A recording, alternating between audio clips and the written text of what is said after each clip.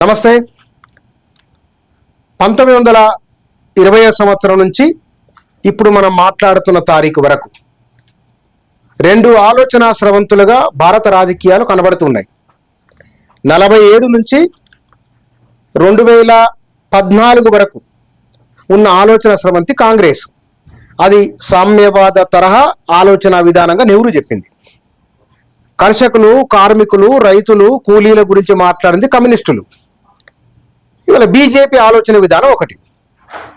ఈ 100 సంవత్సరాలలో కమ్యూనిస్టుల ప్రయాణం ఎక్కడి నుంచి ఎక్కడి దాకా వచ్చింది, వాటి గల కారణాలు ఏమిటి, వీటి గురించే మనం మాట్లాడదాం.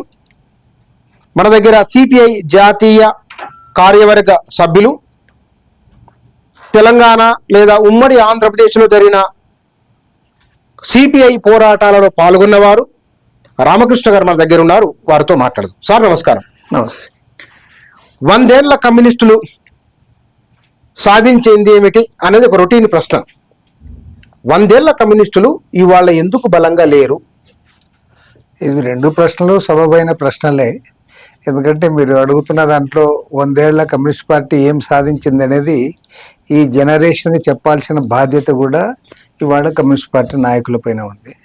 రెండోది, ఇవాళ అవునన్నా కాదన్నా అందరూ కూడా అంగీకరిస్తున్న అంశం ఏమంటే కమ్యూనిస్టులు బలహీనపడ్డారు. అటు చట్టసభల్లో కానీ లేదా బయట కానీ వాళ్ళ స్ట్రెంగ్త్ తగ్గింది అనేది కూడా అది కూడా యాక్సెప్ట్ చేయాల్సిన అంశమే. మరి ఈ 100 ఏళ్లలో కమ్యూనిస్టులు సాధించింది ఏమంటే, యాక్చువల్గా కమ్యూనిస్ట్ పార్టీ పుట్టేటప్పుడే అది పోరాటాల్లోనే పుట్టింది. ఇంకా అసలు కమ్యూనిస్ట్ పార్టీ ఆవిర్భవించే సమయానికే ఆనాడు అధికారంలో ఉన్న బ్రిటిష్ సామ్రాజ్యవాదులు ఎక్కడైతే కమ్యూనిస్ట్ నాయకులు ఉన్నారో, ఎక్కడైతే ఆ భావజాలంతో ఉన్నారో లేదా ఆ సాహిత్యం కలిగి ఉన్న వారితో సహా వాళ్ళందరూ తీసుకుని పోయి జైళ్లలో పెట్టారు. కాబట్టి ఏమంటే 1925 డిసెంబర్ 26 తేదీ కమ్యూనిస్ట్ పార్టీ ఆవిర్భవించిందని మేము చెప్పినప్పటికీ అది కాన్పూర్లో ఆవిర్భవించింది. అప్పటికే ఆ భావజాలం ఉన్న వాళ్ళందరిపైన కూడా నిఘా పెట్టారు. తర్వాత అనేక కుట్ర కేసులు బనాయించారు. కాన్పూర్ కుట్ర కేసు, పెషావర్ కుట్ర కేసు, మీరట్ కుట్ర కేసు, అనేక రకాలుగా కుట్ర కేసులు బనాయించి వారందరినీ కూడా నిర్బంధించడం జరిగింది. మరి ఆనాడు అవునన్నా కాదన్నా ఒకవైపు కాంగ్రెస్ పార్టీ స్వాతంత్ర పోరాటంలో పాల్గొంది, మరోవైపు లక్షలాది మంది కార్మికులను, రైతులను సమీకరించి పోరాడిన పార్టీ భారత కమ్యూనిస్ట్ పార్టీ. ప్రత్యేకించి కార్మిక వర్గాన్ని స్వాతంత్ర పోరాటంలో తీసుకురావడానికి ఎనలేని కృషి చేసిన పార్టీ భారత కమ్యూనిస్ట్ పార్టీ. కాబట్టి ఏమంటే కమ్యూనిస్ట్ పార్టీ అటు స్వాతంత్ర పోరాటంలో పాల్గొనడం, అనేక మంది జైలు పాలు కావడం, చాలామంది ప్రాణాలు అర్పించడం, అవన్నీ జరగడమే కాకుండా ఈ సంస్థానాలకు వ్యతిరేకంగా ఆనాడు ప్రత్యేకించి మన ఇక్కడ నిజాం సంస్థానానికి వ్యతిరేకంగా ఆ రోజు దీన్ని ఇండియన్ యూనియన్లో కలిపే ముందుగానే పోరాటం ప్రారంభించింది. సాయుధ పోరాటం చేసింది. 4500 మంది కమ్యూనిస్టులు రక్తతర్పణం గావించారు. అదేవిధంగా కేరళలో పున్నప్రవాయిలార్ పోరాటం జరిగింది. కాబట్టి ఏమంటే దేశంలో భూమి కోసం, భుక్తి కోసం జరిగిన పోరాటాల్లో ఖచ్చితంగా కమ్యూనిస్ట్ పార్టీ కీలక పాత్ర పోషించింది. డెఫినెట్గా పోషించింది. అయితే 100% కీలక పాత్ర అందులో. తర్వాత వర్కర్స్ని ఆర్గనైజ్ చేసింది. తర్వాత విద్యార్థులను ఆర్గనైజ్ చేయడానికి ఏఐఎస్ఎఫ్ను స్థాపించింది. మహిళలను వారిని తీసుకొచ్చింది. ట్రేడ్ యూనియన్స్ ఏఐటీసీ ఆధ్వర్యంలో ఆనాడు బ్రిటిష్ సామ్రాజ్యవాదులకు వ్యతిరేకంగా జరిగిన పోరాటంలో లక్షలాది మంది కార్మికులు ఏఐటీసీ ఆధ్వర్యంలోనే పోరాటంలో పాల్గొన్నారు. కాబట్టి ఏమంటే ఒకవైపు స్వాతంత్ర ఉద్యమంలో పాల్గొనడం, ఆ తర్వాత స్వాతంత్ర ఉద్యమం తర్వాత కూడా సిపిఐ కీలక పాత్ర పోషించింది. ఒక మెయిన్ అపోజిషన్ పార్టీగా పార్లమెంట్లో మరి ఆ రోజు అనేక అంశాలు లేవనెత్తడంలో కానీ, వాటిపైన చట్టాలు చేయించడంలో కానీ, తర్వాత ఎంతో పేదవాళ్ళకు మేలు జరిగిందన్నా, కార్మికులకు మేలు జరిగిందన్నా ఈ పోరాటాలన్నింటిలో కూడా ప్రధాన పాత్ర పోషించింది.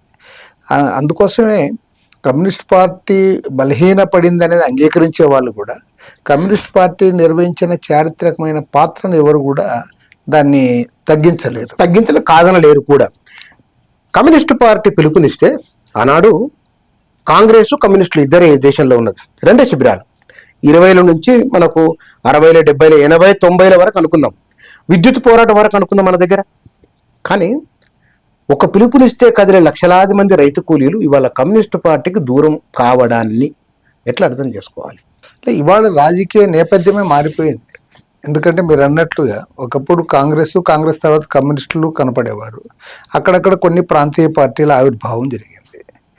కానీ ఈ మధ్యలో ఆర్ఎస్ఎస్ నేతృత్వంలోని భారతీయ జనతా పార్టీ అంచెలంచెలుగా ఎదుగుతూ ఇవాళ కేంద్రంలో అధికారాన్ని పట్టుకొని ఈరోజు కమ్యూనిస్టులు కాంగ్రెస్ కూడా బలహీనపడే పరిస్థితి వచ్చింది.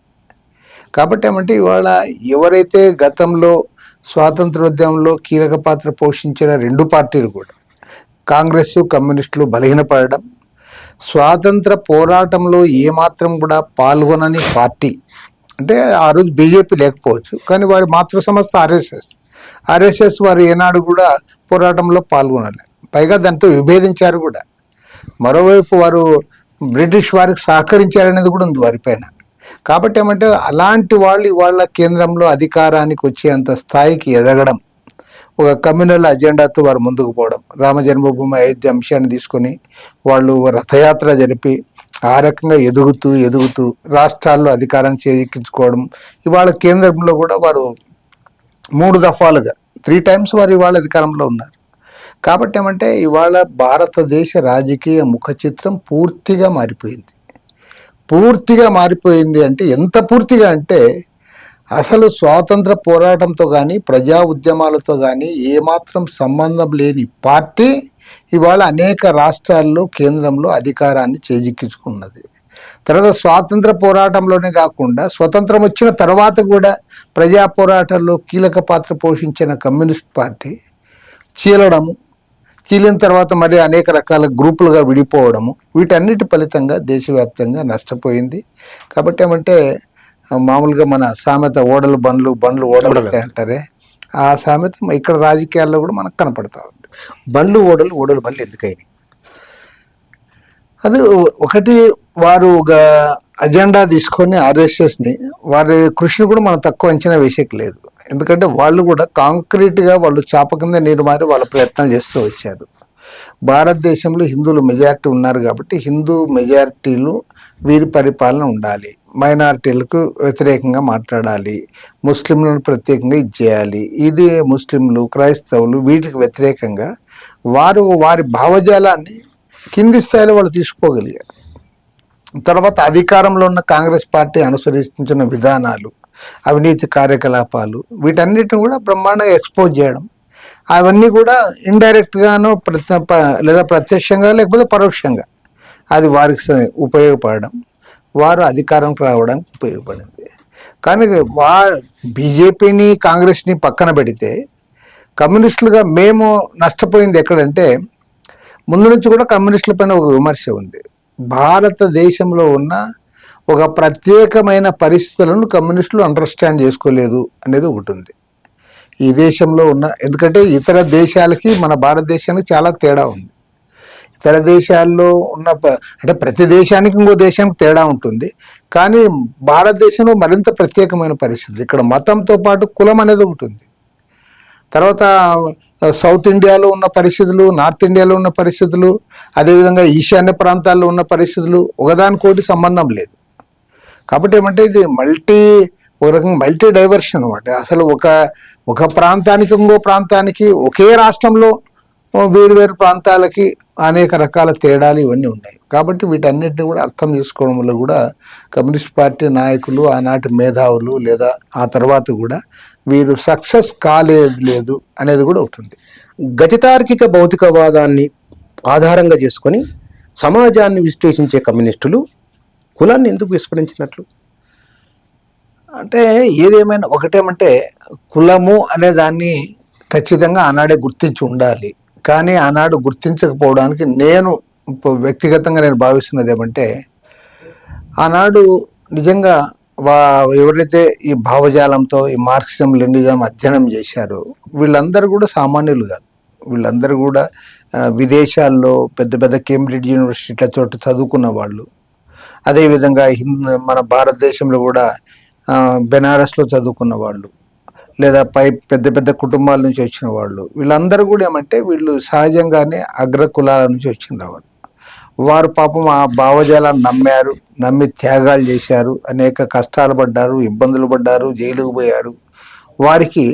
వారు ఆ రోజు ఒక కంక్లూజన్కి వచ్చారు. ఎందుకంటే అప్పటికే అంబేద్కర్ ఉన్నాడు. అంబేద్కర్తో విభేదించే వాళ్ళు కూడా అంగీకరించాల్సింది ఏమంటే, Ambedkar from the beginning to ending ఈ స్టూడ్ విత్ ద డౌన్ టార్డన్. ఈ ఫాట్ అగెన్స్ట్ అన్టచబిలిటీ ప్రతి సందర్భంలో. ఓకే, మిగతా విషయాల్లో అంబేద్కర్ నేను అది కాదు ఇది కాదు అనే వాళ్ళు కూడా అంగీకరించాల్సింది ఏమంటే అతను ఏనాడు కూడా అన్టచబిలిటీకి వ్యతిరేకంగా పోరాటాన్ని మానుకోలే, డౌన్ టార్డన్ పీపుల్ను వదిలిపెట్టలే, వాళ్ళ ఇష్యూస్ పదే పదే అతను రైజ్ చేస్తూ వచ్చాడు. మరి అదే సందర్భంలో కమ్యూనిస్టులు కూడా ఉన్నారు, పెద్ద పెద్ద నాయకులు ఉన్నారు. అప్పటికే వర్కర్స్ వీళ్ళందరూ కూడా కమ్యూనిస్ట్ పార్టీ అంటూ ఇదవుతా ఉన్నారు. ఆ సందర్భంలో కమ్యూనిస్ట్ పార్టీ మరి నిజంగా ఆ ఇష్యూని టేకప్ చేయలేకపోయింది. వీరేమన్నారు, సమాజం ఏర్పడితే వర్గ పోరాటం ముఖ్యం, కానీ ఈ కుల పోరాటం ఇవన్నీ కూడా అంటరానితనము ఇవన్నీ కూడా మనం చేయాల్సిందే, బట్ మనము వర్గాన్ని బట్టి పోవాలి తప్పితే క్యాస్ట్ని బట్టి మనం పోకూడదు అనేది వీళ్ళు అప్పట్లోనే ఒక కంక్లూజన్కి వచ్చారు. అక్కడే పొరపాటు జరిగిందేమో నేను అనుకుంటా ఉన్నాను. నిజంగా ఆ రోజు నిజంగా అంబేద్కర్ కాంగ్రెస్తో కూడా విభేదించాడు, మహాత్మా గాంధీతో కూడా విభేదించాడు చాలా సందర్భాల్లో. కానీ కాంగ్రెస్ కలుపుకోగలిగింది అంబేద్కర్ని. కాంగ్రెస్తో విభేదించిన, మహాత్మా గాంధీతో విభేదించిన, జవహర్లాల్ నెహ్రూ గారితో విభేదించిన, కాంగ్రెస్ బ్రాడ్గా ఆయన్ని మళ్ళీ తమతో కలుపుకోగలిగింది. కమ్యూనిస్టులు ఆ పని చేయలేకపోయారు. ఏమై ఉండొచ్చు, అదే ఏమనేది వారు చెప్పాలి. అప్పుడు జరిగిన పరిస్థితులు వాళ్ళు చేయలే. అప్పుడు అప్పుడున్న వారు, అప్పుడున్న నాయకత్వము, లేదంటే అప్పుడున్న పార్టీ ఆలోచన విధానము. ఇప్పుడు అంబేద్కర్ ఎవరికి దగ్గర, కాంగ్రెస్ దగ్గర, కమ్యూనిస్టుల దగ్గర అంటే కమ్యూనిస్టుల దగ్గర. ఎందుకంటే కమ్యూనిస్ట్ పార్టీ పుట్టిండేదే డౌన్ టార్డన్ పీపుల్ కోసం. కానీ అంబేద్కర్ని కమ్యూనిస్టులు కలుపుకోలేకపోయినారు, కాంగ్రెస్ కలుపుకునింది. కాబట్టి మంచి అంశాన్ని ప్రస్తావించారు మీరు.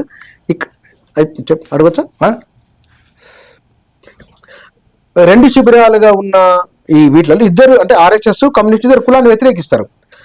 ఇద్దరు కులాన్ని వ్యతిరేకించే వాళ్ళల్లో అంటే భారతీయ సమాజం అర్థం చేసుకోవడంలో కమ్యూనిస్టులేమో ఇవాళ మినుకు పట్టున్నారు. ఆర్ఎస్ఎస్ ఒక విభాగమైన భారతీయ జనతా పార్టీ మూడోసారి అధికారంలోకి వచ్చింది. పైగా ఇవాళ అత్యధిక మంది ఓబీసీలు, ఎస్సీలు, ఎస్టీలు. వీళ్ళల్లో కమ్యూనిస్టులు ఎక్కువ వీళ్ళు ఇళ్ళల్లో తిన్నారు, వీళ్ళతోనే ఉన్నారు కదా, ఎందుకు నిలబడలేకపోయింది, వాళ్ళు ఎందుకు అట్లా ఉన్నారు అనేది. ఇప్పుడు ఆర్ఎస్ఎస్ వారి భావజాలాన్ని వారు చాప కింద నిర్మాణ ప్రజల్లోకి తీసుకుపోయారు. తర్వాత భారతదేశంలో ఉన్న మైనారిటీలకు వ్యతిరేకంగా వారిని మెజారిటీ ప్రజలను ఆ వైపు తీసుకుపోవడంలో కూడా సక్సెస్ అయ్యారు. రెండోది ఏమంటే అధికారంలో రూలింగ్ పార్టీ, కమ్యూనిస్టులకు అధికారం లేదు, కాంగ్రెస్ మెయిన్గా అధికారంలో ఉన్న పార్టీ. ఈ కాంగ్రెస్ పార్టీ మైనారిటీస్ని అపీల్ చేస్తూ ఉన్నారు, ఎంతసేపున మైనారిటీలకు అనుకూలంగా వీళ్ళు వ్యవహరిస్తున్నారు అనేది ఒక బలమైన ముద్ర వాళ్ళపైన వేశారు. వేసి వాళ్ళ ఊగిసలాటని ఇదంతా కూడా వాళ్ళు ఎక్స్ప్లైట్ చేసుకోగలిగారు. కాబట్టి ఏమంటే దీంట్లో మనము కమ్యూనిస్టులు ఏదైతే సక్సెస్ కాలేకపోయారో దాంట్లో ఆ గ్యాప్లో వాళ్ళు ఇదయ్యారు. యాక్చువల్గా కమ్యూనిస్టులు ఏమి వర్గ పోరాటాల ద్వారా కాంగ్రెస్ అనుసరిస్తున్నటువంటి పెట్టుబడిదారీ విధానాలపైన, ప్రజా వ్యతిరేక విధానాలపైన జనాన్ని కూడగట్టి ఆ ప్లేస్లో వీళ్ళు అధికారాన్ని చేపట్టాలి. అది వీరు సక్సెస్ కాలే. ఈలోగా వారేం చేశారంటే దాన్ని పూర్తిగా టర్న్ చేయగలిగారు. అంటే ఆర్థిక పోరాటాలు, ఆర్థిక అంశాలు, అసమానతలు, అవినీతిని కొద్దిగా వాళ్ళు కూడా ఎక్స్పోజ్ చేశారు. బట్ ఆ అసమానతలు వీటిని పక్కన పడేసి వారు ఎంతసేపు ఉన్నా కూడా మైనార్టీలకు వ్యతిరేకంగా మెజారిటీ హిందువులను తమ వైపు పోలరైజ్ చేసుకోవడంలో వాళ్ళు సక్సెస్ అయ్యారు. తర్వాత కాంగ్రెస్ పార్టీ అవినీతి పార్టీ అందరి మీద ముద్ర వేసి ఈ స్కామ్స్ ఇవన్నీ కూడా జరుగుతూ ఉన్నాయని చెప్పి దాన్ని వాళ్ళు ఇచ్చేసేసారు. ఇప్పుడు అందుకేమైందంటే ఇప్పుడు మన భారతదేశంలో ఒక రకంగా చెప్పాలంటే మనం అంగీకరించాల్సిన ఒక అంశం, ఆర్ఎస్ఎస్ తన భావజాలాన్ని రాజకీయంగా ప్రభావితం చేయడంలో వాళ్ళు సక్సెస్ కాగలిగారు. వామపక్ష పార్టీలు నష్టపోయింది ఎక్కడంటే ముఖ్యంగా కమ్యూనిస్ట్ పార్టీ 1964లో అంటే అప్పటికి ఒక బలమైన శక్తిగా ఉన్నాం. బలమైన శక్తిగా ఉన్నప్పుడు పార్టీ చీలిపోయింది. చీలిన తర్వాత పోన్లే రెండు పార్టీలతో ఆగింది, రెండు పార్టీలతో ఆగలే. మళ్ళీ తర్వాత అనేక మంది ఇదయ్యారు. దాంట్లో కొంతమంది తుపాకులు చేతబట్టుకుని అడవులకు పోయారు. ఆ అడవులకు పోయిన వాళ్ళు కూడా పాపం చాలా నష్టపోయారు. ఇవాళ మనం చూస్తూ ఉన్నాం.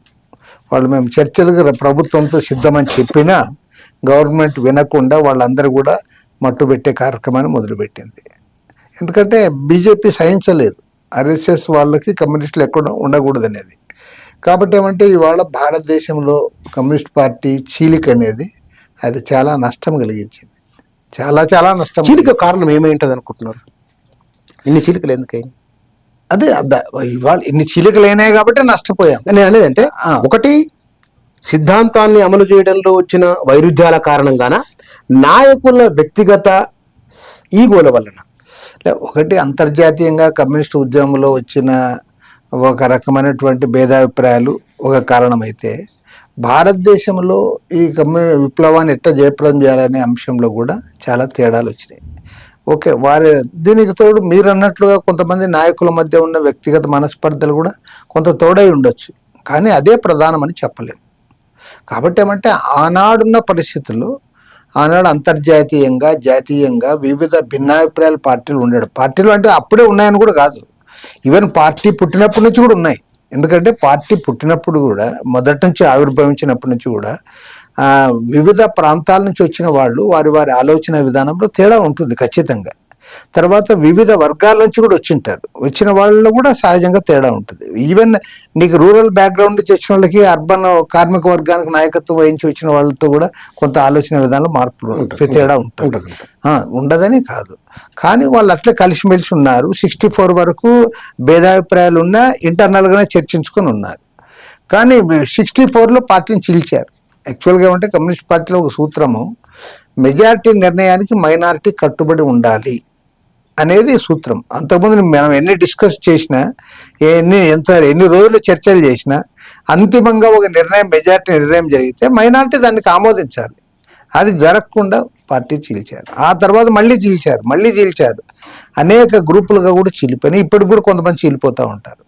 కాబట్టి ఇది జరగడం వల్ల పార్టీ పైన నష్టమైంది. ఇప్పుడు నిజంగా వామపక్ష అభిమానులు, లేదంటే కార్మిక వర్గం కానీ ఇతర పేద ప్రజలు కానీ చాలామంది వాళ్ళంతా కోరుకునేది వామపక్ష మేధావులు, మీరు అందరూ కూడా కలిస్తే బాగుంటుంది, కమ్యూనిస్ట్ పార్టీలన్నీ ఏకమైతే ఖచ్చితంగా కొంత మళ్ళీ ఒక కాన్ఫిడెన్స్ వస్తుంది, మళ్ళీ ముందుకు సాగవచ్చు అనేది ఇవాళ మళ్ళీ ఒక చర్చ జరుగుతూ ఉంది. కలుస్తారంటారు కమ్యూనిస్టులు?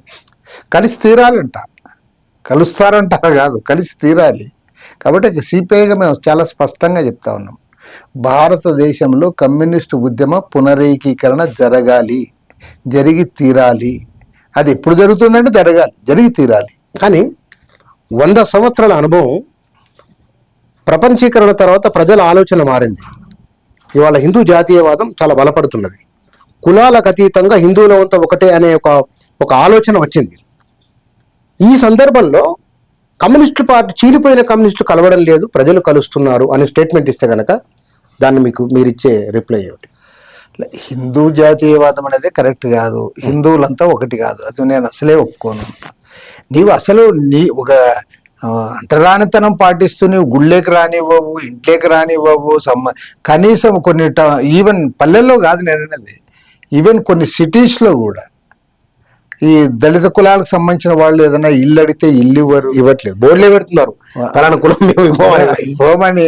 బట్ ఏమంటే హిందువులంతా ఒకటి అనేది పెద్ద బూటకం అది. తర్వాత ఇవాళ ఎవరైతే ఈ హిందూ దీన్ని అంతా కూడా ఎక్కువ ప్రచారం చేస్తూ ఉన్నారో వాళ్ళనే అడగండి, వాళ్ళే కాదు అసలు. ఇప్పుడు ఆర్ఎస్ఎస్కి నాయకత్వం వహిస్తున్న వాళ్ళు ఎవరు? హిందువులోని అగ్ర కులాలు, అందులో బ్రాహ్మిన్స్, అసలు వాళ్ళకి అంగీకరించారు. మరి కమ్యూనిస్టులకు మాత్రం లేరా? మరి కమ్యూనిస్టులు అగ్ర కులాలే ఉన్నారు కదా. ఉన్నారు, కానీ కమ్యూనిస్టులు వాళ్ళు డీక్లాసిఫై అయ్యారు కదా. మీరు ఆ కాలంలో కూడా చూస్తే కమ్యూనిస్ట్ పార్టీలో అగ్రనాయకులు వచ్చినా సరే, కమ్యూనిస్ట్ పార్టీ ఆ రోజు అదే పనిగా మన దళిత వాడలు పోవాలి, అక్కడే ఉండాలి, అక్కడ వాళ్ళతో భోంచేయాలి అని ఇవన్నీ కూడా ఆ రోజు నిబంధనలు పెట్టిపోయింది. తర్వాత చాలామంది కమ్యూనిస్ట్ నాయకులు ఆ వర్గాల్లో కింది కులాల్లో పెళ్లి చేసుకున్నారు, ఇంటర్ క్యాస్ట్ మ్యారేజ్ చేసుకున్నారు, ఇంటర్ రిలీజన్ మ్యారేజ్ చేసుకున్నారు, ఇవన్నీ కూడా జరిగినాయి. కాబట్టి ఏమంటే భారతదేశ సాంస్కృతిక ఉద్యమంలో కమ్యూనిస్టులు కూడా ఎనలేని పాత్ర పోషించారు. కాబట్టి ఈరోజు బలహీన పడినారు కాబట్టి వాళ్ళ త్యాగాలను లేదా వాళ్ళు చేసిన కార్యక్రమాలను మనం తక్కువ అంచనా వేసేయలేదు. చేశారు, కానీ మనం అట్లా చెప్పి వారు అంతా కరెక్ట్ చేశారంటే అంతా కరెక్ట్ చేసింటే ఇట్లా ఉండం కదా. కాబట్టి అంతా కరెక్ట్ చేయలేదని నేను కూడా కొన్ని అంగీకరిస్తాను. కానీ వాస్తవానికి కమ్యూనిస్టులు చేసిన త్యాగాలను ఎవరు కాదనలేదు. కోటీశ్వరులు, సంపన్నులు, ఉన్నత కులాల వారు పనిచేసి ప్రాణాలు కోల్పోయారు. అందులో మనం కాదనేది లేదు, కాదంటే చరిత్ర క్షమించదు. ఇప్పుడు ఖమ్మం జిల్లాలో జరిగిన సభలో, ఆ సభను నేను ఫాలో అయినా, ఓకే 50 ఏళ్ల కింద ఉన్నట్లు వాళ్ళ సమాజం లేదు, 20 ఏళ్ల కింద ఉన్నట్లు ఇప్పుడు లేదు. మళ్ళీ ఆ సభా వేదిక పైన మాట్లాడిన వాళ్ళు కొత్త విషయాలు, కొత్త ఎజెండాను, సమస్య మారిన రూపాన్ని వాళ్ళు వ్యక్తీకరించాలని నాకు అనిపించింది. ఊరు మనదిరా పాట పాడినరు. ఇవాళ ఊర్లో ఏ దొరపెత్తనం ఉంది? మనము ఖమ్మంలో సభ పెట్టినాం, ఊరు మనదిరా ఈ వాడదా పాట పాడింది. అక్కడ ఊర్లో దొర ఉన్నాడా? ఇప్పుడు దొర జులుము ఉందా? ట్రాక్టర్ దున్నుతున్నది. వ్యవసాయంలో ట్రాక్టర్ వచ్చింది. అక్కడ కొడవళ్ళు తగ్గిపోయినాయి, కూలిబెట్టలు. మనం యథార్థం మాట్లాడదాం. అంటే 100 ఏళ్ల సభను ఏ మెసేజ్ ఇవ్వాలో సిపిఐ మెసేజ్ ఇచ్చిందా? మారిన సమాజాన్ని అర్థం చేసుకున్నదా? ఓకే, ఇప్పుడు 100 ఏళ్ల సభ అది అనేది మీరే చెప్తున్నారు. మరి 100 ఏళ్లలో ఇవన్నీ కూడా మనం దాటుకుంటూ వచ్చినాం. ఇవాళ తెలంగాణ సాయుధ పోరాటాన్ని గురించి మాట్లాడుతూ ఉన్నాము. 4,500 మంది అమరులయ్యారని, 10 లక్షల ఎకరాల భూములు పంచారని మేము మాట్లాడినామంటే అది జరిగిన చరిత్ర అది. కాబట్టి నువ్వు చరిత్రను మామూలు చేసుకోవడమే అది 100 ఏళ్ల పండుగ. కాబట్టి అవన్నీ కూడా చెప్పాం. ఊరు మనదిరా, వాడ మనదిరా అని చెప్పి ఆ రోజు అవన్నీ కూడా చేశాం. కాబట్టి ఆ పోరాటాలు ఇవాళ మర్చిపోయిన వాళ్ళు గుర్తు చేస్తా ఉన్నాం, గతాన్ని గుర్తు చేస్తున్నారు. ఖచ్చితంగా కమ్యూనిస్ట్ పార్టీ ఏం చేసింది అనే వాళ్ళకి ఇది ఇవన్నీ చేసింది. ఇవాళ ఈ ఫ్యూడలిజం పోయి ఈ పెట్టుబడిదారి విధానం ముందుకు వచ్చి, మీరు అన్నది కరెక్టే, ఇవాళ గ్రామాల్లో చాలా మార్పులు వచ్చినాయి. అసలు మీకు ఇంకా ఆ కోస్తా జిల్లాలో కొన్ని ఊళ్ళలో అసలు కొంత అంటే నేను బాగా విలేజ్లో గమనిస్తే కొద్దిగా ఆర్థికంగా బాగున్నోళ్ళు, లేదా బాగా భూములు ఉన్నోళ్ళు, బాగా చదువుకున్నోళ్ళు, లేదంటే వ్యవహారం తెలిసిన వాళ్ళు ఎవరు గ్రామాల్లోనే లేరు, మైగ్రేట్ అయిపోయారు పట్టణాలకు. వాళ్ళంతా పట్టణాల్లో ఉన్నారు. అక్కడ ఇంకా భూములు ఉన్నాయి, భూములు కౌలుకి ఇచ్చుకున్నారు. తర్వాత ఏదైనా ఫంక్షన్స్ ఉంటే వాళ్ళు కారులోనూ అదే మోటార్ సైకిల్లోనూ వస్తా అన్నారు. అట్లా జరుగుతుంది తప్పితే గతంలో మాదిరి అంటే మన చిన్నప్పుడు మాదిరి గ్రామాల్లో ఉండి గ్రామాల్లో పెత్తనం చేసి గ్రామాల్లో అట్లని చెప్పి గ్రామాల్లో వాళ్ళ పట్టంతా పోయిందని అనుకోవద్దు. మళ్ళీ ఎలక్షన్ పట్టుంది, పల్లె మీద పట్టుంది, వాళ్ళకి ఖచ్చితంగా పట్టుంది. వాళ్ళు అన్నిట్లో ఇన్వాల్వ్ అవుతా ఉన్నారు. ఒకటి చెప్తా, మన 2000 మొన్న జరిగిన అసెంబ్లీ ఎన్నికలప్పుడు 23 అసెంబ్లీ ఎన్నికలు లేదు, నిన్న 23 ఇక్కడ జరిగింది. ఏపీలో 24 పార్లమెంట్ 2 కలిసి జరిగాయి. నీకు అమెరికా నుంచి వచ్చి ఓట్లు వేసారంటే యూ కెన్ ఇమాజిన్. అమెరికా నుంచి రావాలంటే కనీసం 2 లక్షల రూపాయలు ఖర్చు అవుతుంది కదా. వాళ్ళు వచ్చి కొద్ది రోజుల పాటు ఉండి అక్కడ జనంతో మాట్లాడి కావాల్సిన కొద్ది డబ్బు కూడా ఖర్చు పెట్టి. కాబట్టి ఏమంటే ఇప్పుడు మనం గమనించాల్సింది ఏమంటే, మీరు అన్నట్లు మార్పులు వచ్చిన మాట వాస్తవమైనప్పటికీ ఇవాళ వాళ్ళకంతా పట్టుపోయింది అని అనుకోనక్కర్లేదు. ఇప్పటికీ వాళ్ళ పట్టు నిలబెట్టుకోవడానికి వాళ్ళు ప్రయత్నం చేస్తూ ఉన్నారు. కాబట్టి ఇవాళ ప్రాంతీయ బూర్జువా పార్టీలు కానీ, లేదంటే కాంగ్రెస్ కానీ, బీజేపీ కానీ, ఈ పార్టీలకి వాళ్ళకి ఉంది అంటే గ్రిప్ ఎందుకు ఉంది అంటే వాళ్ళు ఇంకా కొనసాగిస్తా అన్నారు వాళ్ళ పట్టు. కానీ ఇప్పుడు మీరు ఒక భూస్వామి లేదా పెత్తందారి కుటుంబాలు అమెరికాకు, హైదరాబాద్కు వలస వచ్చిన ఊర్లో వాళ్ళ పట్టు ఉన్నది కదా, వీళ్ళు పోయిన కులం ఎందుకు ఇంకా బలంగా ఊర్లలో? కులాన్ని కూడా వాళ్ళు వదిలిపెట్టడంలే. ఇప్పుడు వాళ్ళు ఈవెన్ ఇంటర్ క్యాస్ట్ మ్యారేజ్ చేసుకున్న వాళ్ళు కూడా కులాన్ని వదిలిపెట్టడంలే. అదే కాబట్టి ఏమంటే వాళ్ళు అమెరికాకు పోయినా కూడా అమెరికాలో కూడా మళ్ళీ కులం మీటింగ్లు పెట్టారని అంటే యూ కెన్ ఇమాజిన్.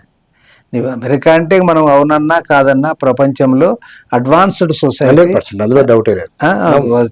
తర్వాత రెండోది ఆర్థికంగా బాగా ఎదిగిన వాళ్ళంతా ఉన్నారు.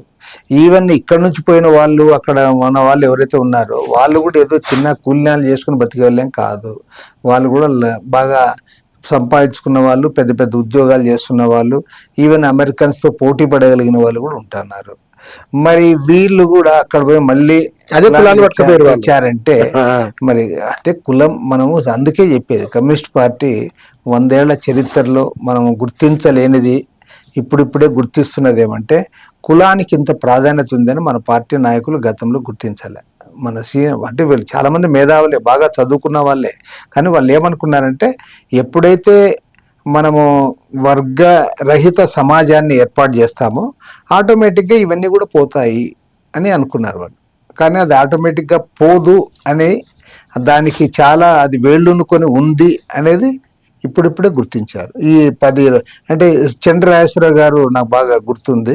రాజేశ్వరరావు గారు చివరిలో ఆయన చాలా గట్టిగా చెప్పాడు. ఆయన చివరి మొదట్లో లేరు కానీ ఆయన చివరిగా వచ్చేలోగా ఆయన ఈ విషయాన్ని చాలా గట్టిగా చెప్పారు. ఏమన్నారు? అయితే మన సమాజంలో మనం దీన్ని గుర్తించలేదు కాబట్టి కులం పట్టు ఎక్కువ ఉంది అని చెప్పి మనం కూడా పార్టీలో కూడా అన్ని కులాల వాళ్ళని ప్రత్యేకించి కింది కులాల వాళ్ళకి మనము అదే ప్రాధాన్యత ఇచ్చి మనం తీసుకొని రావాలి, దానికోసం మనం ఒక ప్రత్యేకమైన కృషి పెట్టాలి అని చెప్పి ఆయన త్రిచూరు నిర్మాణ మహాసభని మా దాంట్లో జరిగింది. ఆ త్రిచూరు నిర్మాణ మహాసభ అప్పుడు వీటిపైన మా పార్టీలో చాలా చర్చ జరిగింది. ఎన్నాళ్ళ కింద జరిగింది? ఇది దాదాపు 25 years కింద, 25 ఏళ్ల కింద చర్చ జరిగింది కదా. చంద్రరాజ్ పెద్ద నాయకుడు వారు. మీలాంటి వాళ్ళకు, మీ సామాజిక వర్గం ఏందో నాకు తెలియదు, నేను అడగను కూడా, నాకు అవసరం లేదు. మీలాంటి వాళ్ళను లేదా డౌన్ టౌన్ ఎవరు ఉంటే కనుక వాళ్ళను ఎంతమంది ఎమ్మెల్యేలను ఎంపీలను కౌన్సిల్లకు రాజ్యసభకు పంపగలిగినారు? అది అప్పటి నుంచే ప్రారంభమైంది. అయిందా? అంటే ప్రారంభమైంది అప్పుడే. యాక్చువల్గా మీరు అన్నది కరెక్టే. అంత నిజంగా అందుకోసమే నేను చెప్పగలను. ఇవాళ మా పార్టీలో ఈ త్రిచూరు మహాసభ అనంతరం అంటే ఒక్కరోజు ఓవర్ నైట్ మారలేదు కానీ ఆ తర్వాత చాలా మార్పులు వచ్చినాయి. అసలు మీరు చెప్తే నమ్మరు, ఒకప్పుడు అసలు క్యాస్టే అడిగేవాళ్ళు కాదు. తీరా చూస్తే కమిటీ అంతా ఎన్నుకున్న తర్వాత ఏదో నామినల్గా ఉండేవాళ్ళు ఈ డౌన్ టౌన్ నుంచి, ఎస్సీలో బీసీలో ప్రత్యేకించి లీడర్షిప్ లో వచ్చేలోగా అంత అగ్రకులాలలోనే ఉండేవాళ్ళు. అవును, అప్పుడు అంతా వాళ్ళే ఉండేవాళ్ళు. మరి ఇప్పుడు ఎందుకు చేంజ్ వచ్చింది? కాబట్టి పార్టీలో కూడా ఆ చర్చ జరిగింది. దాన్ని మార్చుకుంటూ వచ్చాము. ఇవాళ ఆ పరిస్థితి లేదు మా దాంట్లో. సిపిఐలో కూడా మేము ఇవాళ చాలా చోట్ల మార్పులు వచ్చి వాళ్ళు ఇదే. అసలు కొన్ని రాష్ట్రాల్లో అయితే ఒక కులం వాళ్ళే 80% ఉండేవాళ్ళు, ఒకే ఒక అగ్రకులం 80%. ఉమ్మడి రాష్ట్రంలో నాట్ ఓన్లీ మన ఆంధ్రప్రదేశ్, ఏపీ, తెలంగాణ చోట్ల కూడా, ఇతర రాష్ట్రాల్లో యూపీలో, బీహార్ అన్ని చోట్ల కూడా మన ఉమ్మడి రాష్ట్రంలో ఒక పార్టీలో ఒక సామాజిక వర్గం ఉంటది, ఇంకో పార్టీలో ఇంకో ఇద్దరు వ్యవసాయ కులాలకు సంబంధించిన వాళ్ళే మన దగ్గర కూడా ఉన్నారు కదా. అదే ఉండేవారు. ఎందుకు ఉండేవారంటే మనం ఆ రోజు క్యాస్ట్ ను గుర్తించలే. ఆ రోజు మనం ఏమనుకున్నాము, ఎప్పుడైతే వర్గరహిత సమాజం, క్లాస్లెస్ సొసైటీ అనేది ముఖ్యము, క్యాస్ట్ అనేది అదంతకదే డిసప్పేర్ అవుతుంది, దానంతకదే అది పెద్దగా మనం ప్రాధాన్యత ఇవ్వాల్సిన అవసరం లేదు అనేది ఆనాడు నాయకుల యొక్క అభిప్రాయం. వారు ఎప్పుడు మారారు? వారు చరమాంకంలో వాళ్ళు అనుకున్నారు మనం ఏదో పొరపాటు చేస్తున్నామని. అప్పటికి గుర్తించారు వాళ్ళు ఓపెన్ గా మీటింగ్ పెట్టి మేము తప్పు చేసినామని ఇట్లా చెప్పకపోవచ్చు, బట్ అది గుర్తించారు. కాబట్టి చివరిలో నేను గుర్తు చేస్తాను, ఫస్ట్ టైం అసలు చంద్ర రాజేశ్వరరావు గారు ఈ సామాజిక అంశాలపైన ఎవరు ఏం రాశారైనా పుస్తకాలు చదివాడు. చివరికి వీరబ్రహ్మం గారి చరిత్ర కూడా చదివాడు ఆయన. ఎందుకంటే ఆ కాలంలో వీరబ్రహ్మం గారు కూడా ఇవి సామాజిక దీని గురించి మాట్లాడినాడని. కాబట్టి ఏమంటే కమ్యూనిస్ట్ నాయకులు ఏదో వాళ్ళు ఎట్లా పడే వారు స్వార్థంతో ఏదో చేసింది కాదు. వారు ఆ రోజు వాళ్ళ ఆలోచన విధానం ప్రకారం పోయారు. అది కరెక్ట్ కాదు, సత్ఫలితాలు రావడం లేదని వారు కూడా గుర్తించారు కాబట్టి మార్పు వచ్చిన తర్వాత వాళ్ళు ధైర్యంగా చెప్పగలిగారు. ఇంటర్నల్గా చెప్పి ఇది మనం మారాలని చెప్తూ మారుస్తూ వచ్చాము. ఇప్పుడు మార్చాము కూడా, చాలా వరకు మార్చాము. ఇవాళ ఒక దళిత వర్గానికి చెందిన ఒక సాధారణ పేద కుటుంబం నుంచి వచ్చిన వ్యక్తి భారత కమ్యూనిస్ట్ పార్టీ జాతీయ ప్రధాన కార్యదర్శి కాగలిగాడంటే అది పార్టీలో వచ్చిన మార్పుకు ప్రతిబింబం. అది డెఫినెట్ గా మార్పును ఆహ్వానించాల్సిందే, గుర్తించవలసిందే, తిరస్కరించేది లేదు. ఏ మాట కామాట కమ్యూనిస్టుల వల్లనే అంటరాని కులాల ప్రజలకు ధైర్యం వచ్చింది, సందేహం లేదు అందులో. భారత రాజ్యాంగం చట్టబద్ధమైన హక్కును ఇస్తే వారికి మద్దతుగా ఉన్నది కమ్యూనిస్ట్ పార్టీలు. సమాజాన్ని అర్థం చేసుకోవడంలో వాళ్ళు వెనుకబడి ఉండొచ్చునేమో, కానీ ఒక నిర్మాణాన్ని తీసుకొని దాన్ని బలంగా నిలబెట్టడంలో, నిరంతరం అధ్యయనం చేయడంలో వాళ్ళు విఫలం ఏంటంటే మీరు అంగీకరిస్తారా? ఓకే, ఇప్పుడు సక్సెస్ ఉంది, తర్వాత డెడికేషన్ ఉంది, తర్వాత వాళ్ళు చేసిన త్యాగాలు ఉన్నాయి. మరోవైపు వారు ఫెయిల్యూర్స్ కూడా కనపడుతున్నాయి కదా. ఇప్పుడు ఈరోజు మేము అన్ని సక్సెస్ అయింటే మన పరిస్థితి ఈ రకంగా ఉండేది కాదు కదా. కాబట్టి మేమేం ఫెయిల్యూర్ కాలేదు, ఆ నాయకులందరూ కూడా సక్సెస్ అయ్యారు అని అట్లా అనడానికి ఏం లేదు. ఏంటండి, ఇంకా కొంత స్ట్రైట్ కడతా క్వశ్చన్. సిపిఐ అనగానే గుర్తొచ్చేది గుడిచెల పోరాటం, సిపిఎం, ఇళ్ల స్థలాలు పేదలకు పంచాలనేది. ఇవాళ ప్రభుత్వాలే డబుల్ బెడ్రూమ్ ఇస్తున్నాయి, ఓకే, వాళ్ళే కట్టిస్తున్నారు. ఆ డబుల్ బెడ్రూమ్ ఇళ్లలో ఏ కులం ఉందో తెలియదు. కేసీఆర్ చేసిన గొప్ప, ఏ మాట కమాట అంగీకరించాలో గొప్ప ప్రయోగం అని కేసీఆర్ చేసింది తెలంగాణలో. అంటే డబుల్ బెడ్రూమ్లు గవర్నమెంట్ ఇచ్చినాక పెన్షన్లు 1000 నుంచి 2000, 3000, 4000 పెన్షన్లు గవర్నమెంట్ ఇచ్చిన తర్వాత ఒకప్పుడు కమ్యూనిస్టుల ఎజెండాను ప్రభుత్వాలే స్వీకరించినాయి. ఇవాళ కొత్తగా ఉత్పన్నమైన గిగ్ వర్కర్లకు సంబంధించి ఆధునిక సేవా రంగంలో ఉన్న వాళ్ళ గురించి కమ్యూనిస్ట్ పార్టీలు పనిచేస్తున్నాయా? ఓకే, మీరు అన్నది కరెక్టే. మొన్న రేవంత్ రెడ్డి గారు మన ఖమ్మం మీటింగ్లో కూడా చెప్పాడు, కమ్యూనిస్టులు ఈ పలానా ఇవన్నీ కూడా ఈ సమస్యలపైన పోరాడారు, ఆ తర్వాత మేము వాటిని చట్టాలు చేసి అమలు చేశామన్నాడు. భారతదేశంలో భూ సంస్కరణ చట్టం వచ్చిందన్న దానికి ప్రధానంగా భూమిక పోషించింది కమ్యూనిస్టులే. దున్నేవాడికి భూమి దక్కాలి, దున్నేవాడికి భూమి కావాలనే నినాదం ఇచ్చిందే కమ్యూనిస్ట్ పార్టీ. భూమి కోసం, భక్తి కోసం పోరాటం చేసింది కమ్యూనిస్ట్ పార్టీ. ఆ తర్వాత కాంగ్రెస్ పార్టీ గవర్నమెంట్స్ చట్టం చేశాయి, భూ సంస్థల చట్టము. వారు పూర్తి స్థాయిలో చేయకపోయినా కొత్త చేశాయి. కానీ గుర్తించాల్సింది ఏమంటే, నేను ఇప్పటికి కూడా ఆన్ రికార్డ్ చెప్తున్నా, ఇవాళ మొత్తం ఎంటైర్ భారతదేశంలో భూ సంస్కరణలు 100% ఇంప్లిమెంట్ చేసిన రాష్ట్రం ఏదైనా ఉందంటే కేరళ రాష్ట్రం. ఎందుకు? అక్కడ కమ్యూనిస్టులు అధికారంలో ఉన్నారు. తర్వాత మీరు రెండో విషయం కూడా చెప్తాను, లిటరసీ 100% లిటరసీ ఉన్న ఏకైక రాష్ట్రము కేరళ రాష్ట్రం. ఇటీవల మీరు మొన్న November 1 మీరు చూస్తే అసలు ఎక్స్ట్రీమ్ పావర్టీ ఎలివేషన్ చేయాలని చెప్పి ఆ కుటుంబాలను గుర్తించి వాళ్ళందరినీ కూడా ఇచ్చేసి వారు స్పష్టంగా ప్రకటించారు November 1 నాడు, మా రాష్ట్రంలో ఎక్స్ట్రీమ్ పావర్టీలో ఎవరు లేరు అని. అంటే ఒక ఛాలెంజింగ్గా తీసుకు. కాబట్టి ఏమంటే కమ్యూనిస్టులు ఏదైనా కానీ సిన్సియర్గా వీటి కోసం చేశారు అనేది అందరూ అంగీకరిస్తూ ఉన్నారు. ఈవెన్ వృత్తి పార్టీస్ అయినా సరే దాన్ని అంగీకరించక తప్పదు. కాబట్టి ఏమంటే నేను అనేది, ఈ పోరాటాలు ఇవన్నిటి ఫలితంగానే ఆ చట్టాలు వచ్చినాయి తప్ప వాళ్ళే చేస్తారంటే వాళ్ళే ఎందుకు ఇస్తారు? ఇళ్ల స్థలాలు పోరాటం జరిగింది కాబట్టి మేము ఇల్లు ఇస్తాం, డబుల్ బెడ్రూమ్ ఇల్లు ఇస్తాం అంటున్నారు. ఆ పోరాటం జరగకపోతే వాళ్ళ అజెండా వేరే ఉండేది. ఏ మాట కామాట కేరళ హిస్టారికల్ రిజల్ట్ తీసుకుంటున్న మాట వాస్తవం. కేరళలో సిపి కమ్యూనిస్టులు ఎమ్మెల్యేలుగా మాజీ ఎమ్మెల్యేలు బీజేపీలోకి వెళ్ళిపోవడం, వెస్ట్ బెంగాల్లో కమ్యూనిస్టులు బీజేపీలోకి వెళ్తున్నారు కదా, దీన్ని ఏమి ఎట్లా అర్థం చేసుకోవాలి? అదే ఐడియాలజికల్గా దాని యొక్క దివాళా కోరుతనం అంటాను నేను, అంతే. ఇప్పుడు నిజంగానే భారతీయ సిపిఐలో ఉండి, సిపిఎంలో ఉండి కొంతమంది ఇతర పార్టీలకు పోయిన వాళ్ళు గతంలో కూడా చూసాం.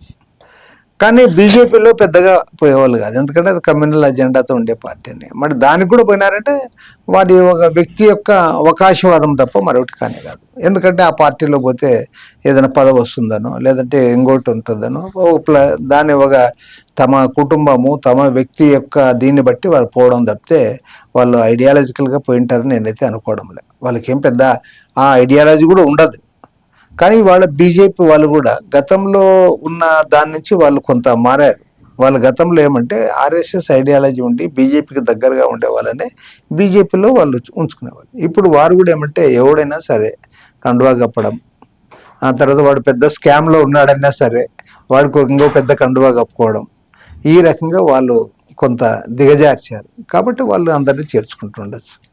ఆంధ్రప్రదేశ్లో చంద్రబాబు నాయుడు కమ్యూనిస్టులతోనూ, పవన్ కళ్యాణ్ మొదలు కమ్యూనిస్టులతో ఉన్నారు కదా, వారిద్దరు ఇప్పుడు బీజేపీతో ఉన్నారు. ఒక చంద్రబాబు నాయుడు మాట్లాడినప్పుడు కొంత కమ్యూనిస్టులు వాడే పదజాలం సెక్యులరిజం అని మాట్లాడేవారు, లౌకికవాదం అని మాట్లాడేవారు. పవన్ కళ్యాణ్ ఫస్ట్ చెగువేరా అన్నారు. ఇప్పుడు వారేం అనట్లేదు కదా. వారి మారిన వైఖరిని మీరు ఎట్లా డిఫైన్ చేస్తారు? అంటే మీరు ఇంకోటి కూడా గమనించాలి, ఆంధ్రాలో 3 ప్రధానమైన ప్రాంతీయ పార్టీలు ఉన్నాయి. దురదృష్టం ఏమంటే వీళ్ళ ముగ్గురు కూడా ఢిల్లీ పోతేనే మోడీకి చేతులు ఎత్తన్నారు.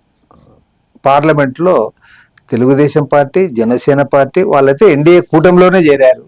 కాబట్టి వాళ్ళు వాళ్ళ మద్దతు వాళ్ళు ఉన్నారు. ఈ వైఎస్ఆర్ కాంగ్రెస్ పార్టీ కూడా వాళ్ళకే మద్దతు. వాళ్ళ ఎంపీలు కూడా ప్రతిదానికి 10 ఏళ్లలో ప్రతిదానికి వాళ్ళ చేతులు ఎత్తడమే. ఇది ఒక దురదృష్టకరమైన పరిణామం. కానీ ఈ 3 పార్టీలు కూడా సెక్యులర్ పార్టీలే. నేను చెప్పదలుచుకున్నది ఏమంటే అది వైఎస్ఆర్ కాంగ్రెస్ పార్టీ అయినా, తెలుగుదేశం పార్టీ అయినా, జనసేన పార్టీ అయినా 3 ప్రాంతీయ సెక్యులర్ పార్టీలు అవి, బుర్జువా పార్టీలైనా. కానీ వీళ్ళు తమ అవకాశవాదంతో, అంటే ఇవాళ నరేంద్ర మోడీకి మద్దతు ఇస్తేనే వారు కూడా సర్వైవ్ అవుతాము, రాష్ట్రంలో మాకు అధికారం ఉంటుందనే భావనతో వాళ్ళు చేస్తున్నారు తప్పితే వారెవరు వాళ్ళ కమ్యూనల్ ఎజెండా కలిగిన పార్టీలు అయితే కాదు.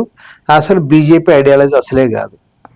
వాళ్ళు ఇప్పుడు నరేంద్ర మోడీ ఎన్నికల్లో గెలుస్తున్నంత కాలం వీళ్ళు ఆయన పొగుడుతారు.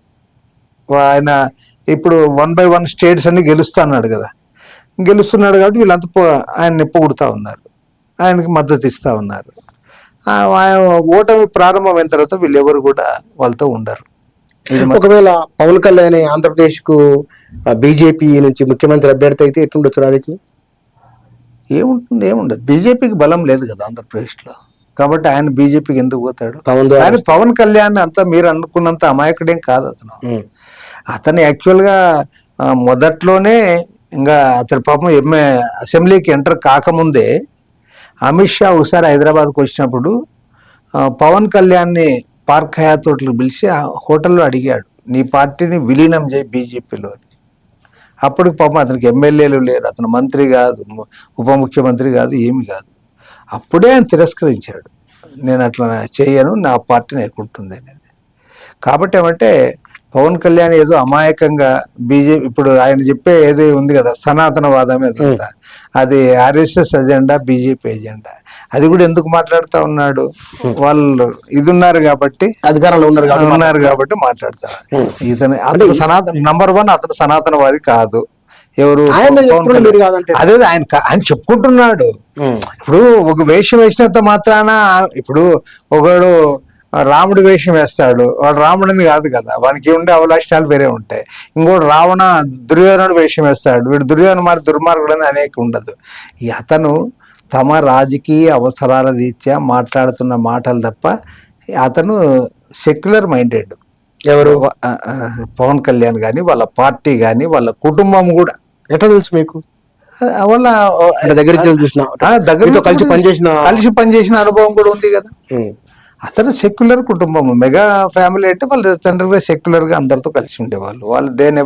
వాళ్ళు ఎప్పుడు ఇది కాలే. తర్వాత పైగా చిరంజీవి కాంగ్రెస్లో మంత్రిగా కూడా పనిచేశాడు, ప్రజారాజ్యం పెట్టినప్పుడు కూడా చూసాము. కాబట్టి ఏమంటే వాళ్ళ అవకాశవాద ధోరణికి ఇది పరాకాష్ట అంతే. అవకాశవాద ధోరణికి పరాకాష్ట ఈ సనాతనవాదం అజెండాను భుజాన్ని ఎత్తుకోవడం అంతే. పవన్ కళ్యాణ్కు భవిష్యత్తు ఉందా రాజకీయంగా? ఏపీలో ముఖ్యమంత్రి అయ్యే అవకాశాలు అది ఇప్పుడు మనం చెప్పలేం కదా, ఎవరు చెప్పలేరు. నారా లోకేష్, పవన్ కళ్యాణ్ ఇద్దరిట్లో ఎవరికి నాయకత్వ లక్షణాలను, ఎవరు ముఖ్యమంత్రి అవుతా అనుకుందాం, అది మనం చెప్పడం కదా. అది ఇవన్నీ కూడా పరిస్థితులు కలిసి రావాలి, అన్ని కావాలి తప్ప ఎవరైతారని, ఎవరు ఎట్లా అవుతారని ఎట్లా చెప్పగలవు? ఇప్పుడు మన కళ్ళ ముందు ఉన్నది ఒకటి, అటు ఆంధ్రప్రదేశ్లో చంద్రబాబు నాయుడు, ఇటు తెలంగాణలో రేవంత్ రెడ్డి. ఇద్దరిట్లో ఎవరి పనితీరు బాగుంది అనుకుంటున్నారు? తెలంగాణలో కొన్ని అంశాలపైన ఈ గవర్నమెంట్ తీసుకున్న నిర్ణయాలు వల్ల కొంత ఉంది, జనరల్గానే కొంత సానుకూలత ఎక్కువ కనపడతా ఉంది. ఆంధ్రప్రదేశ్లో ఏమంటే చంద్రబాబు నాయుడు పూర్తి స్థాయిలో ప్రైవేటైజేషన్ వాటి వైపు ఎక్కువ ఇది చేస్తూ ఉన్నాడు. అంటే ఆయన ఇచ్చిన హామీలు కొన్ని అమలు పరచడం కష్టమే, కానీ అయినా అమలు పరిచాడు. కానీ దానికంటే ఆయన డ్యామేజ్ చేస్తున్నది ఏమంటే ఈ ప్రైవేటైజేషన్ వైపు ఎక్కువ మొగ్గు చూపుతూ ఉన్నాడు. దాన్ని అది దీర్ఘకాలంలో రాష్ట్రానికి నష్టం కలుగుతుంది. ఎందుకంటే నువ్వు ఆల్రెడీ విద్యారంగం అంతా ప్రైవేటైజేషన్ చేశారు. ప్రైమరీ ఎడ్యుకేషన్ మొదలుకొని మెడికల్ కాలేజీల వరకు అన్నీ కూడా నువ్వు ప్రైవేట్ వాళ్ళ చేతుల్లో ఉన్నాయి. తర్వాత నువ్వు వైద్య రంగాన్ని కూడా దానికి ప్రైవేట్ వాళ్ళకి ఇచ్చేశారు. ఇంకా మూడోది విశాఖ స్టీల్ ప్లాంట్ కూడా ప్రైవేట్కి ఇచ్చేసినారంటే ఇంకా నీకు ఇంకేముంటుంది? ఏముండదు. అంటే ప్రతిదీ ప్రైవేటైజేషన్ పెద్దపీట వేస్తూ ఉన్నాడు. అది సరైనది కాదని మేము చెప్తాం. ఇక్కడ సహజంగా ఈ గవర్నమెంట్లో, ఈ రేవంత్ రెడ్డి గవర్నమెంట్లో అంత అడ్డదిడ్డంగా పోవడానికి అవకాశం ఉండదు. ఎందుకంటే ఇది ఒక నేషనల్ పార్టీ, ఒక రేవంత్ రెడ్డే కాకుండా మిగతా కాంగ్రెస్ నాయకులు ఉంటారు. కాంగ్రెస్ పార్టీ పాలసీస్ కూడా కొన్ని ఉంటాయి. మోరోవర్ కాంగ్రెస్ పార్టీ ఢిల్లీలో కేంద్రంలో అధికారంలో కూడా లేదు కాబట్టి సహజంగా వారు మరింత జాగ్రత్తగా ఉండే అవకాశం ఉంటుంది. రాజకీయంగా చంద్రబాబు నాయుడు చేస్తున్న రెండో తప్పు ఏమంటే అయిన దానికి కాని దానికి కేంద్రంలో అధికారంలో ఉండే బీజేపీకి వంత పడతా ఉన్నాడు. That is also not correct. Even అన్డెమోక్రటిక్గా వాళ్ళు ఏం చేసినా సరే కానీ నోరే మెదపంలే. వాళ్ళు రాజ్యాంగాన్నంతా కూడా చెరబట్టే పద్ధతుల్లో మొత్తం పార్లమెంట్ని అన్నిటిని కూడా వారు ఇది చేస్తామంటే దాన్ని కనీసం ఒక సీనియర్ లీడర్గా కూడా ఓకే నువ్వు పబ్లిక్గా మన మాదిరి ఇది చేయకపోయినా అందుకే వాళ్ళకి సలహా కూడా చెప్పే పరిస్థితి. మరి మీరు చెప్పారా మరి ఆయనకు ఇట్లా ఎందుకు ఏం మౌనంగా ఎందుకున్నారు మీరు? ఆయన ఎన్డీఏ కూటమిలోనే ఉన్నాడు కదా, నీ బయట ఉంటే మనం కూడా గట్టిగా చెప్పిందేమో. ఆయన వాళ్ళ కూటమిలో పోయి పక్కన కూర్చొని ఇది చేస్తా ఉంటే మనం చెప్తే వినేటట్లు ఉన్నాడా? గమనించాల్సిన మార్పు, తెలుగుదేశంతో కమ్యూనిస్టులు ఉన్నారు, జనసేనతో కమ్యూనిస్టులు ఉన్నారు, ఇక్కడ టీఆర్ఎస్కు దూరంగా ఉన్నా సరే మిత్రత్వంతోనే ఉన్నారు. ఇవాళ కాంగ్రెస్తో దోస్తాల్లో ఉన్న సిపిఐ 20 స్థానాలు పవన్ కళ్యాణ్ గెలుచుకోగలిగిండు. కమ్యూనిస్ట్ పార్టీలు అదే కమ్యూనిస్ట్ పార్టీలు బలహీనపడమే దీనికి అంతటి కారణం. కమ్యూనిస్ట్ పార్టీలు అవునన్నా కాదన్నా సిపిఐ సిపిఎం ప్రధానంగా ఎన్నికల్లో పాల్గొనే పార్టీలు, రెండు పార్టీలు కూడా బలహీనపడడం వల్ల అటు ఆంధ్రప్రదేశ్లో ఇటు తెలంగాణలో రెండు చోట్ల కూడా మేము నష్టపోయాం. పవన్ కళ్యాణ్కు ఏ సిద్ధాంతం ఉందని, ఆయనకు ఏ ఆచరణ ఉందని, ఎన్నేళ్ళు పోరాటం చేసినా ఆయనకి 20 నుండి 20 స్థానాలకు పైగా ప్రజలు ఇచ్చినట్లు. కమ్యూనిస్టులు చెప్తే ఇందాక పొత్తు పవన్ కళ్యాణ్ కమ్యూనిస్టులతో పొత్తు పెట్టుకున్నారు, అదే పవన్ కళ్యాణ్ తెలుగుదేశంతో పొత్తు పెట్టుకున్నారు. ఆయన నిలబడి గెలుస్తూ సింపుల్ కళ్ళ ముందు సినిమా నటుడు ఆయన. మీలా గత్తార్క భౌతికవాదం చదువుకొచ్చి ధర్నాలు రాస్తారోకులు చేసి లాఠీ చార్జ్ కాలేదు, ఆయన కేసులో జైలుకు పోలేదు కమ్యూనిస్టులాగా. ఎట్లా నిలబడగలుగుతున్నాడు ఆయన? మీరెందుకు ఇది లోపం ఉందని అంటున్నారు తప్ప అక్కడ ఎక్కడ జరుగుతున్నది అనేది, వ్యూహంలోనా ఎత్తుగడల్లోనా అమలు చేయడంలో ఎక్కడ? మీరు అన్నది కరెక్టే. ఇప్పుడు మేము జనసేన కలిసినప్పుడు మేము గెలవలే, ఆయన గెలవలే. తర్వాత మన జగన్మోహన్ రెడ్డి గవర్నమెంట్ ఉన్నప్పుడు ఆయన అనుసరిస్తున్న ప్రజా వ్యతిరేక విధానాలు, ప్రజాస్వామ్యానికి ఆయన ఇది చేయడము, ఆ సందర్భంలో అందరం ఫైట్ చేశాం. కానీ తీరా ఎలక్షన్లు వచ్చేలోగా బీజేపీ జనసేన తెలుగుదేశం కలిసి పోటీ చేస్తాయి. కాబట్టి మేము చేసిన పోరాట ఫలితం కూడా వారే అనుభవించారు. పోరాటం చేసింది మేము కూడా చేశాం, ప్రధానంగా చేసింది మేము. అసలు ఒక సమయంలో అయితే తెలుగుదేశం సిపిఐ మాత్రమే ఉన్నాం, అసలు అప్పుడు జనసేన కూడా లేదు, ఈవెన్ బీజేపీ అసలే లేదు. బీజేపీ చివరి వరకు నేను ఇది చెప్పాలి బీజేపీ గురించి, వాళ్ళు ఎంత తెలివిగా ఉన్నారనే దానికి. వాళ్ళు 4.5 సంవత్సరాలు వాళ్ళు జగన్మోహన్ రెడ్డిని బలపరిచారు. దేనెవర్ వాళ్ళు ఏ ఉద్యమంలో రాలే, ఏనాడు అతనిది తప్పనిలే, పైగా అతను తప్పు చేస్తుంటే ఆయన్ని బాగా మంచిగా ఎంజాయ్ చేశారు వీళ్ళు. మరి చివరిలో చంద్రబాబు నాయుడు జైల్లో పెట్టిన తర్వాత అప్పుడు వాళ్ళు బీజేపీ వాళ్ళు ఎలక్షన్లో కలిశారు అంతే. వాళ్ళు అంతకుముందు కలిసి కనీసం తెలుగుదేశం పార్టీతో కలిసి వాళ్ళు ఉద్యమం చేసింది కూడా లేదు. మేము మొదటి నుంచి ఉద్యమాలు చేశాం. కాబట్టి ఏమంటే సహజంగా పార్టీలకు ఉండే అవకాశవాదం ఇవన్నీ కూడా అవదే. జనసేన పార్టీకి కూడా మీరు చెప్పాలి ఎన్ని సీట్లు ఎట్లా వచ్చింది అనేది. అతను టీడీపీతో కలవడం కూడా ఆయనకి ఫిచ్చింగ్. ఇంకోటి మీరే అన్నారు, కమ్యూనిస్టులు ఎప్పుడైనా కష్టపడతారు వాళ్ళ సక్సెస్ ని వేరే వాళ్ళ అకౌంట్లో వేస్తారు. అది బాగా జరిగింది కదా, ఆంధ్రప్రదేశ్లో జరిగిందే, అది అనుమానమే లేదు దాంట్లో. ఫస్ట్ నుంచి చివరి వరకు ఫైట్లో ఉన్నది మేము. ఈవెన్ లాస్ట్లో అయితే మా ప్రజా సంఘాలు, trade unions, AITC, CITU, CPI, CPM అందరం కూడా పోరాటంలో ఉన్నాం. వామపక్షాలన్నీ పోరాటంలో ఉన్నాయి. కానీ ఈ వామపక్ష పార్టీ ఏ ఒక్కటి కూడా లబ్ధి పొందలేదు దాని నుంచి. ఇక్కడ ఇంకొకటి ఏంటంటే ఈ 100 ఏళ్ల కమ్యూనిస్ట్ పార్టీ చరిత్ర ఏదో అంటే మన దగ్గర అనుభవం, ఏదో ఒకరితో పొత్తుండాలి, 1-2 సీట్లు తీసుకోవాలి. అది వాస్తవానికి ప్రజా సమస్యలను యథాతథంగా వినిపించాలి చట్టసభ వేదిక, మంచి ఆలోచన. కానీ క్రమక్రమంగా వాళ్ళు ప్రజలకు దూరమైనరు, వీళ్ళ పొత్తులంతా ఇంతే అని ఒక భావన వచ్చింది ప్రజల లోపల. దీనికి ఎందుకు సరైన సమాధానం వచ్చి ప్రజలను సంతృప్తిపరచలేకపోయింది ఇప్పటి వరకు? ఇప్పుడు మన దేశంలో ఉన్న ఎన్నికల వ్యవస్థే దీనికి కారణం. ఎన్నికల వ్యవస్థ ఏమంటే నీకు ఎంత బలం ఉంది రాష్ట్రం అంతా అనేది చూడరు. ఆ పర్టికులర్ సీట్లో నీకు మెజారిటీ ఓట్లు వస్తే నువ్వు అవుతావు. ఆ పర్టికులర్ సీట్లో మెజారిటీ ఓట్లు రాలేదనుకో, నువ్వేమంటావు, నాకు 175 నియోజకవర్గాల్లో నాకు ఓట్లు ఉన్నాయి, తెలంగాణలో 119 నియోజకవర్గాల్లో నాకు ఓట్లు ఉన్నాయంటే నీకు ఉండొచ్చు, అవి కౌంట్ కావు. అవి ఏ నియోజకవర్గం ఆ నియోజకవర్గం కౌంట్ చేస్తాడు. కాబట్టి నువ్వు అక్కడ గెలిస్తేనే ఎమ్మెల్యే అవుతావు, చట్టసభకు పోగలవు. నువ్వు వాడు గెలవకపోతే చట్టసభలోకి పోలేవు. మన కమ్యూనిస్టుల పరిస్థితి ఏంటంటే గతంలో ఉన్న కనీసం కొన్ని జిల్లాల్లో కొన్ని నియోజకవర్గాల్లో గెలిచే అన్ని ఓట్లు ఉండేటివి. ఇప్పుడు ఆ పరిస్థితి లేదు. కాబట్టి ఏమంటే మనం అనివార్యంగా ఇతర పార్టీలతో సర్దుబాటు చేసుకోవాల్సిందే. రెండోది ఏమంటే ఇది ఒక్క సిపిఎం ఈ పార్టీలకే కాదు. మీరు ఒకసారి గమనిస్తే అన్ని రాజకీయ పార్టీ వాళ్ళ కేంద్రంలో అధికారంలో ఉన్న బీజేపీ పార్టీ అవునన్నా కాదన్నా అన్ని రాజకీయ పార్టీల కంటే బలమైన పార్టీ ఇప్పుడు ఈ రోజున్న పరిస్థితుల్లో. మరి బీజేపీ కూడా ఎన్నో పార్టీలతో సర్దుబాటు చేసుకుంది కాబట్టి ఇప్పుడు అధికారం వచ్చిందని నేను చెప్తా. ఎందుకంటే సర్దుబాటు చేసుకుని సక్సెస్ అయింది, అధికారంలో వాళ్ళకి అధికారాన్ని కోల్పోతున్నారు. అధికారము అంటే ఈ పాయింట్ వల్ల కోల్పోలేదని నేను అంటున్నాను. మీరేమంటానంటే ఇట్లా సర్దుబాట్లు చేసుకోవడం వల్ల మీరు దూరం అవుతున్నారని మీరు అంటారు. అవును, నేనంటాను ఈ సర్దుబాట్లు చేసుకునే వారు అధికారాన్ని చేపట్టారని నేనంటా. తేడా ఏమిటంటే తేడా ఏమంటే మన బలం పెరగడం లేదు. ఇవాళ నేను సూటిగా నేను మీకు చెప్పదలుచుకుంది ఏమంటే ఇందులో ఆన్సరు మరి కమ్యూనిస్టులు ఏం చేస్తున్నారు అనే దానికి కూడా దీంట్లో నేను ఆన్సర్ చెప్తాను. ఒకటేమంటే ఈ దేశంలో ఉన్న కష్టజీవులు, కార్మికులు, రైతులు వీళ్ళందరినీ కూడా ఆర్థిక అంశాలపైన వాళ్ళని సమీకృతం చేసి రోడ్డు ఎక్కించడంలో మేము సక్సెస్ అవుతున్నాం, కానీ రాజకీయంగా వారిని మా వెంట సమీకృతం చేయడంలో మేము సక్సెస్ కాలేకపోతా ఉన్నాం.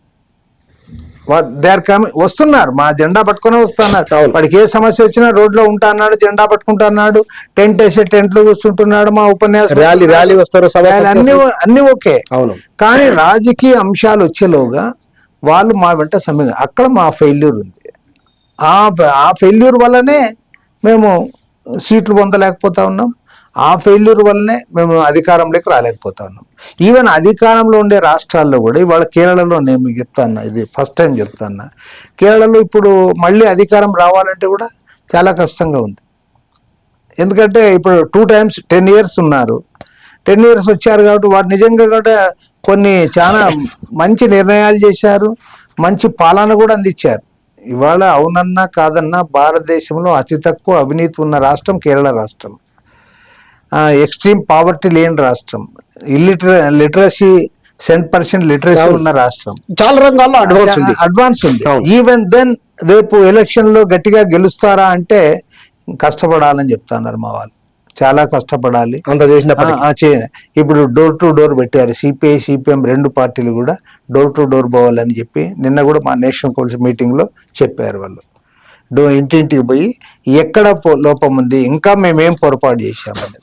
కాబట్టి ఏమంటే ఇవాళ కమ్యూనిస్ట్ పార్టీలు ఎప్పుడు సక్సెస్ అవుతాయంటే నేను మాత్రం ఒకటే అనుకుంటా ఉన్నా, ఇవాళ దేశంలో ఉన్నటువంటి డౌన్ ట్రాడన్ పీపుల్ ఎవరైతే ఉన్నారో, ఈ డౌన్ ట్రాడన్ పీపుల్ కోసం ఎవరైతే పనిచేస్తున్నారో ఆ సెక్షన్స్ అందరితో కూడా మనము డైలాగ్ ఓపెన్ చేయాలి. వాళ్ళందరినీ కూడా మనం ఇచ్చేసుకోవాలి. తర్వాత కమ్యూనిస్ట్ పార్టీలో ఉన్న ఈ చీలికలు చిన్న చిన్న ఇదంతా కూడా, ఎందుకంటే మన శక్తి అంతా వృధా అయిపోయిందని నా అభిప్రాయం. ఇవాళ ఆన్ రికార్డ్ చెప్తా ఉన్నా, నక్సలైట్లు చేసిన త్యాగాలు కూడా ఎనలేని త్యాగాలు. ఎందుకంటే నేను ఏదో డబ్బులు చేసుకోవచ్చు, నాదంటే 1 ఎకరా భూమి పోతుందిలే అని అనుకోవచ్చు, లేదంటే అది కాదు కదా. వాళ్ళు ప్రాణాలు పణంగా పెట్టి చేశారు. కాబట్టి అంతకంటే పెద్ద త్యాగం ఏముంది? మరి ఆ త్యాగాలన్నీ వృధా అయిపోయినాయి. కాబట్టి ఏమంటే కమ్యూనిస్టులు వారు ఎక్కడున్న అందరూ కూడా ఎర్రజెండా పార్టీలన్నీ కూడా ఏకం కావాలి, కమ్యూనిస్టు ఉద్యమ పునరేకీకరణ జరగాలి. ఆ రకంగా ఈ దేశంలో మళ్ళీ పూర్వపు ఔన్నత్యాన్ని పొందడానికి కృషి చేయాలని చెప్పి నేను భావిస్తా ఉన్నాను. కమ్యూనిస్టులకు ఈ దేశంలో కమ్యూనిజానికి భవిష్యత్తు ఉందా? తప్పకుండా ఉంటుంది. అసలు మన దేశంలో ఇంకా ఎక్కువ ఉండాలని నేనంట. రీజన్ ఏమంటే మీరు బాగా చూస్తే ప్రపంచంలో ఏ దేశంలో కూడా ఇంత పావర్టీ, ఇంత అన్ఎంప్లాయ్మెంటు, ఇంత అసమానతలు, ఇంత అవినీతి ఏ దేశం లేదు. యాక్చువల్గా పేదరికము ఇంతకుముందు నైజీరియాలో నంబర్ 1 అనేవాళ్ళు, ఇప్పుడు నైజీరియా కాదు ఇండియా. తర్వాత అసమానతలు విపరీతంగా పెరిగిపోయినాయి 2-3 దశాబ్దాల కాలంలో. అసలు అంటే గతంలో లేవంటే గతంలో కూడా ఉన్నాయి. పేద ధనిక వర్గాల మధ్య తారతమ్యం మన దేశంలో ఎప్పుడూ ఉంది, కానీ ఇవాళ విపరీతంగా పెరిగిపోయింది. ఈ పేదవాడికి ధనికుడికి ఉన్న అసమానత అనేది ఇంకా వాళ్ళిద్దరి మధ్య గ్యాప్ ఇంకా పెరిగిపోయింది.